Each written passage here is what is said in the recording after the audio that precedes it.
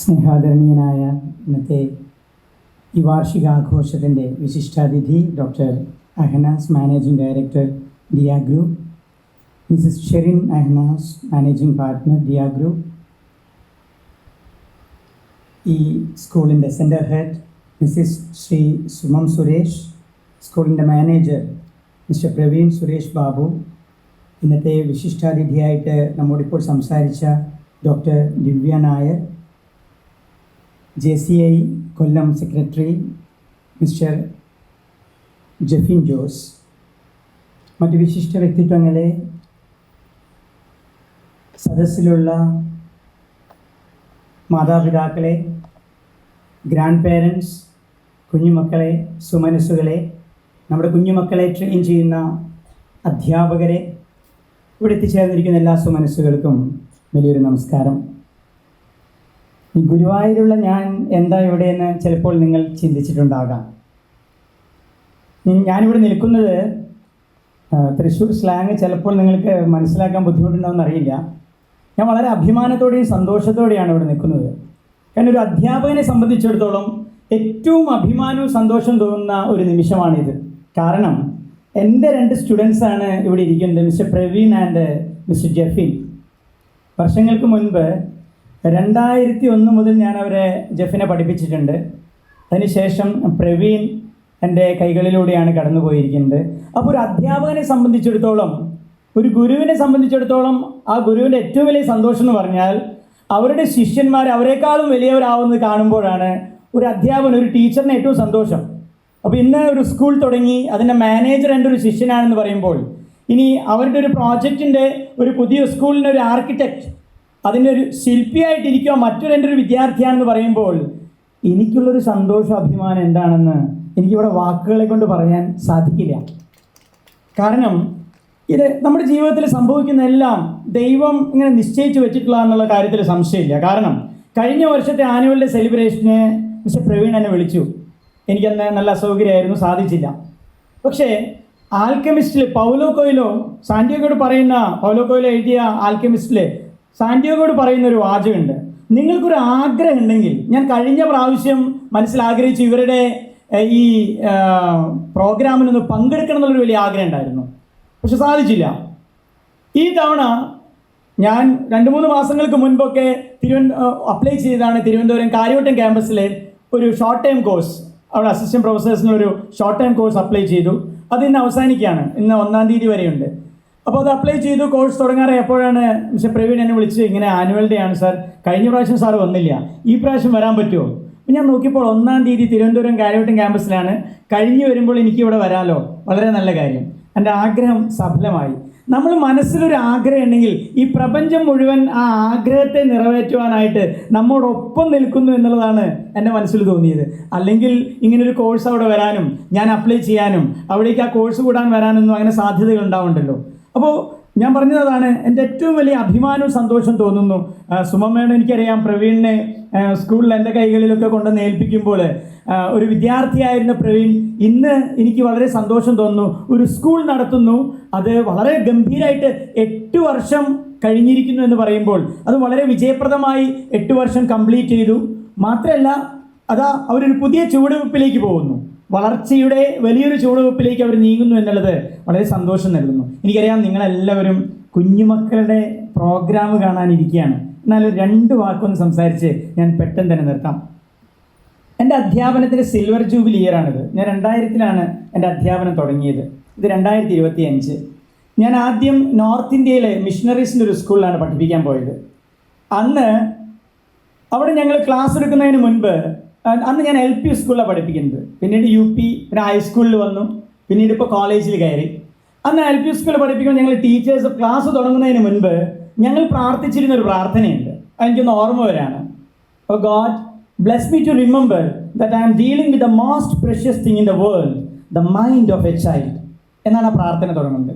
ഈ ലോകത്തിലെ ഏറ്റവും പ്രഷ്യസ് ആയിട്ടുള്ള ഒരു വസ്തുവായിട്ടാണ് നാം ഡീൽ ചെയ്യുന്നത്. അതെന്താണ്? കുഞ്ഞുമക്കളുടെ ഹൃദയം. അതുകൊണ്ട് അത് എങ്ങനെ ഡീൽ ചെയ്യണമെന്ന് എന്നെ പഠിപ്പിക്കണമേ. ജെന്റിലായി, വളരെ ഫ്രണ്ട്ലി ആയി, ലവിങ് ആയി എങ്ങനെ ആ ഹൃദയത്തെ കൊണ്ട് നടക്കണമേ. വളരെ ഡെലിക്കേറ്റ് ആണത്. നമ്മുടെ ഒരു നോട്ടം, നമ്മുടെ ഒരു വാക്ക്, അത് മതി ആ പളുങ്കുപാത്രം തകർന്നു പോകാനായിട്ട്. ഞങ്ങളെ അന്ന് പ്രാർത്ഥിക്കാൻ പഠിപ്പിച്ചതാണ് സിസ്റ്റേഴ്സ്, ഞങ്ങൾ ടീച്ചേഴ്സ് ആയിരിക്കുമ്പോൾ. എനിക്കിന്ന് കുഞ്ഞുമക്കൾ ഇവിടെ നിന്ന് ഞാൻ ശ്രദ്ധിച്ചു, ഞങ്ങളൊന്നും പ്രസംഗം പറയുമ്പോഴല്ല നിങ്ങളുടെ മുഖം ഇങ്ങനെ പ്രസന്നമായിരുന്നത്. ആ കുഞ്ഞുമക്കൾ ഇവിടെ വന്ന് നിന്ന് പ്രാർത്ഥന ചൊല്ലുമ്പോൾ ഞാൻ നിങ്ങളെയൊക്കെ ശ്രദ്ധിക്കുകയായിരുന്നു. നിങ്ങളുടെ മുഖത്ത് വന്ന ആ ഒരു പ്രസരിപ്പുണ്ടല്ലോ, ഇനി ഇതാ കാണാൻ പോകുന്നു അവരുടെ കലാപ്രകടനങ്ങളൊക്കെ. അപ്പോൾ നമ്മുടെ മനസ്സിൽ നമ്മുടെയൊക്കെ നിക്ഷേപമാണ് അവരാണ് നമ്മുടെ സ്വത്ത്, അവരാണ് നമ്മുടെ സ്വപ്നം. എൻ്റെ വീട്ടിലുണ്ട് 2 മക്കൾ, 2ാം ക്ലാസ്സിലും 5ാം ക്ലാസ്സിലും. നമുക്ക് ദൈവം തമ്പുരാൻ നൽകിയിട്ടുള്ള വലിയ നിക്ഷേപമാണ്, നോക്കി സൂക്ഷിച്ചു വയ്ക്കാനുള്ള നിക്ഷേപം. എപ്പോഴും നമ്മുടെ ഒപ്പം അവരുണ്ടാകണമെന്നൊന്നുമില്ല, പക്ഷെ ആ നിക്ഷേപത്തെ നമ്മളിങ്ങനെ കൊണ്ടുപോകണം. എങ്ങനെ? ഞാൻ നേരത്തെ പറഞ്ഞതുപോലെ ഏറ്റവും മനോഹരമായിട്ട്, ഏറ്റവും സുരക്ഷിതമായിട്ട് നമ്മുടെ വാക്കുകൊണ്ടും നമ്മുടെ നോട്ടം കൊണ്ടും നമ്മുടെ കെയർ കൊണ്ടൊക്കെ കൊണ്ടുപോകേണ്ട ആ കുഞ്ഞു മക്കൾ.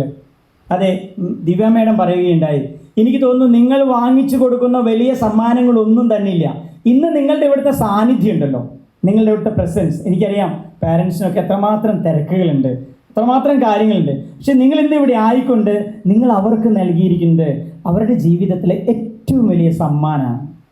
നിങ്ങളിവിടെ ആയിക്കൊണ്ട്, അതുകൊണ്ട് നമുക്ക് എല്ലാവർക്കും നമുക്ക് വേണ്ടിയിട്ട് ഒരു നല്ല കയ്യടി കൊടുക്കാം. കാരണം ഇവിടെ വന്നിട്ടുള്ള എല്ലാ പാരൻസും ഗ്രാൻഡ് പാരൻസും അവർ വെൽവിഷേഴ്സും റിലേറ്റീവ്സും എല്ലാവരും ഇവിടെ ആയിക്കൊണ്ട് ഈ കുഞ്ഞു മക്കൾക്ക് നിങ്ങൾ നൽകിയിരിക്കുന്ന വലിയൊരു സമ്മാനം. NEP ഇപ്പം നമുക്കറിയാം, നാഷണൽ എഡ്യൂക്കേഷൻ പോളിസി വന്നു. അവിടെ പറയുന്നത് ഏറ്റവും കൂടുതൽ ശ്രദ്ധ കൊടുക്കേണ്ട ഒരു കാലഘട്ടമാണ് ഈ 3 വയസ്സ് തൊട്ടുള്ളൊരു കാലഘട്ടം. ഫൗണ്ടേഷനാണ്, തറ പണിയേണ്ട കാലഘട്ടം. നമ്മുടെ ഒരു ഫൗണ്ടേഷൻ ടൈമാണ്. നമ്മൾ ഈ ഫൗണ്ടേഷൻ ഏറ്റവും ബെസ്റ്റായിട്ട് കൊടുത്തില്ലെങ്കിൽ ചീട്ടുകൊട്ടാരം പോലെ തകർന്നു വരും. ഈ ഫൗണ്ടേഷൻ നമുക്ക് കൊടുക്കാൻ പറ്റുന്നതിൻ്റെ മാക്സിമം കൊടുക്കണം. ഞാൻ ടൈം കിഡ്സിൻ്റെ പ്രൈം സ്കൂളിൻ്റെ ഡീറ്റെയിൽസ് വായിച്ചു നോക്കിയപ്പോൾ എനിക്ക് വളരെ ഇഷ്ടം തോന്നിയ ഒരു സെൻറ്റൻസ്, ഫണ്ണാണ് ഇവിടുത്തെ സിലബസ് എന്ന് ഒരു സെൻറ്റൻസ് ഞാൻ കണ്ടു. അതെ, ഇൻഫോർമേഷൻസ് കുത്തി നിറച്ച് കൊടുക്കലല്ല കേട്ടോ വിദ്യാഭ്യാസം എന്ന് പറയുന്നത്. പ്രത്യേകിച്ച് ഈ കുഞ്ഞു നാളിൽ എനിക്ക് വളരെ സന്തോഷം തോന്നി. അവരെ കളിച്ചിരികളിലൂടെ അവർ പറഞ്ഞതുപോലെ ഇങ്ങനെ ഒബ്സർവ് ചെയ്തുകൊണ്ടിരിക്കുക. നമ്മുടെ ഓരോ വാക്കും നമ്മുടെ ചലനവും അവരിങ്ങനെ ഫോട്ടോ എടുത്തുകൊണ്ടിരിക്കുക. ക്ലൗഡിൽ കയറി കഴിഞ്ഞാൽ പിന്നെ ഒരിക്കലും ഇറേസ് ചെയ്യാൻ പറ്റില്ല കേട്ടോ. നമുക്കറിയാമല്ലോ ഇന്നത്തെ കാലഘട്ടത്തിലേ നമ്മളെടുക്കുന്ന ഓരോ ഫോട്ടോ ഈ ക്ലൗഡിൽ കയറി കഴിഞ്ഞാൽ പിന്നെ ഇറേസ് ചെയ്യാൻ പറ്റില്ല.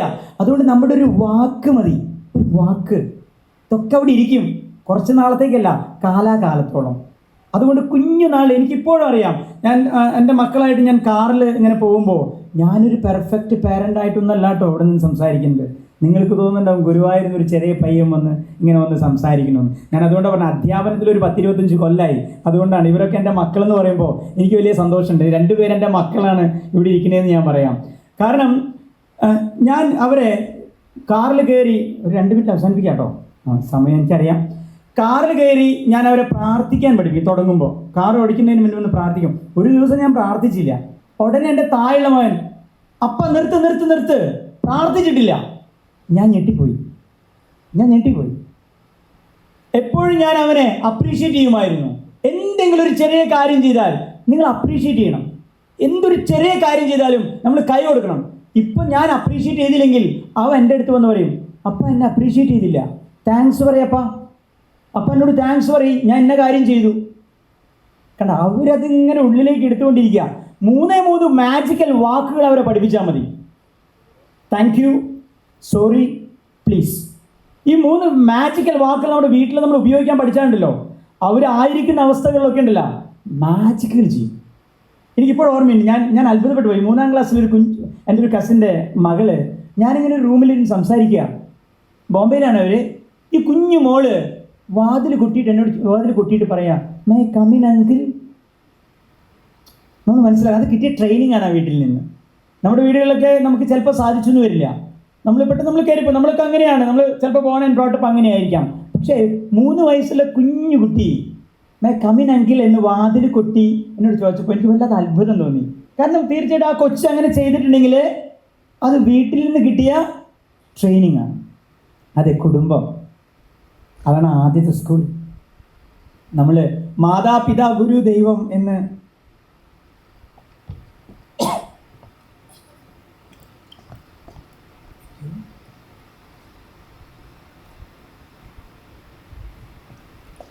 മാതാപിതാ ഗുരു ദൈവം എന്ന് സുമ മേഡത്തിൻ്റെ പ്രസംഗത്തിൽ പറയുന്നത് ഞാൻ കേട്ടു. അതിൽ തന്നെ നമ്മൾ മനസ്സിലാക്കണം, ഗുരുവൊക്കെ മൂന്നാമതേ വരുന്നുള്ളൂ കേട്ടോ. ഗുരു കേവലം മൂന്നാമതേ വരുന്നുള്ളൂ. മാതാപിതാ കഴിഞ്ഞിട്ട് തന്നെ ഗുരുവിന് സ്ഥാനമുള്ളൂ.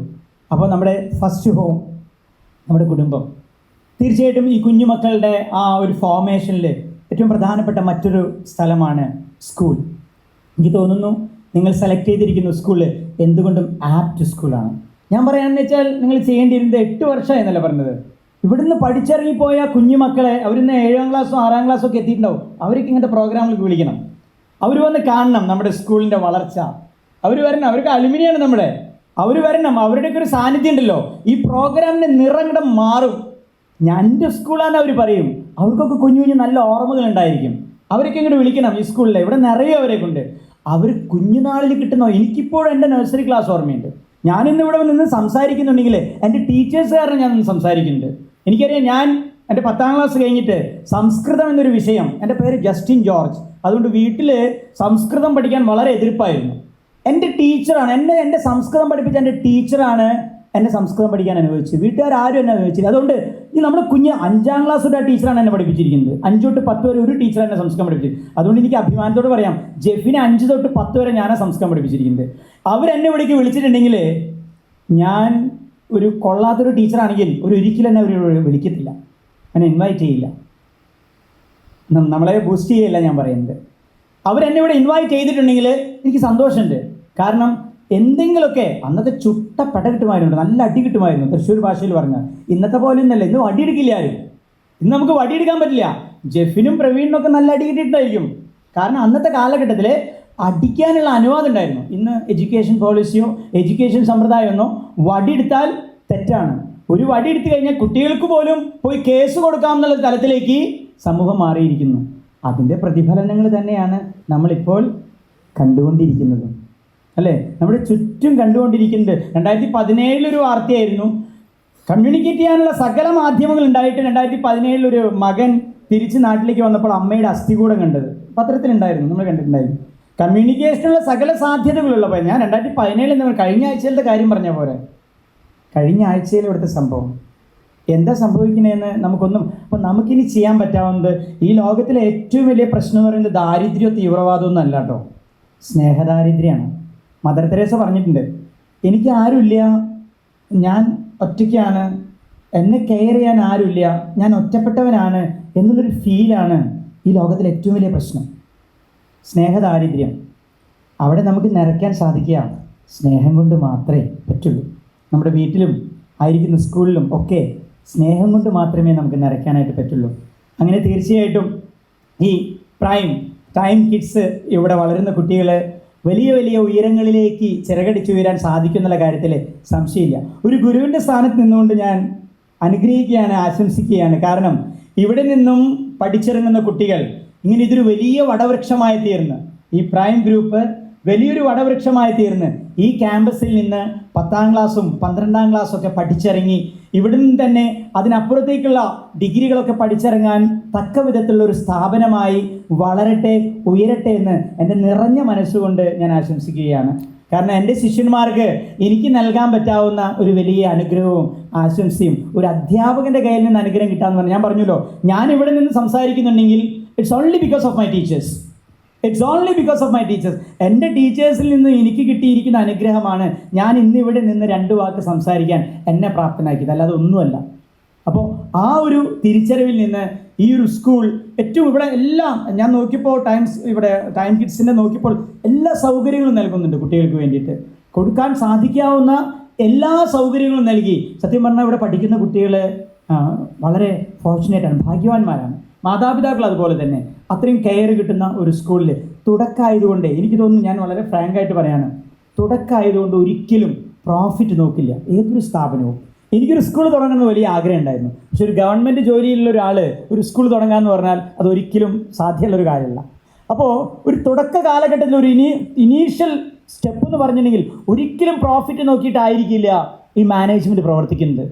അവർ ആ സ്കൂളിനെ എങ്ങനെ ഏറ്റവും മാക്സിമം ഉയരത്തിലേക്ക് കൊണ്ടുവരാം എന്നത് നോക്കിയിട്ടായിരിക്കും മാനേജ്മെൻറ്റ് പ്രവർത്തനം. കാരണം തുടക്കത്തിലുള്ളൊരു ക്യാപിറ്റൽ വളർന്ന് വളർന്ന് വളർന്ന് വലിയൊരു വടവൃക്ഷമായി പ്രൈം ഗ്രൂപ്പ് മാറട്ടെ. ടൈം കിഡ്സ് എന്ന് പറയുന്നത് അത് അതിൻ്റെ തനതായ സ്വത്വത്തിലേക്ക് ഉയരട്ടെ എന്ന് ആശംസിക്കുന്നു.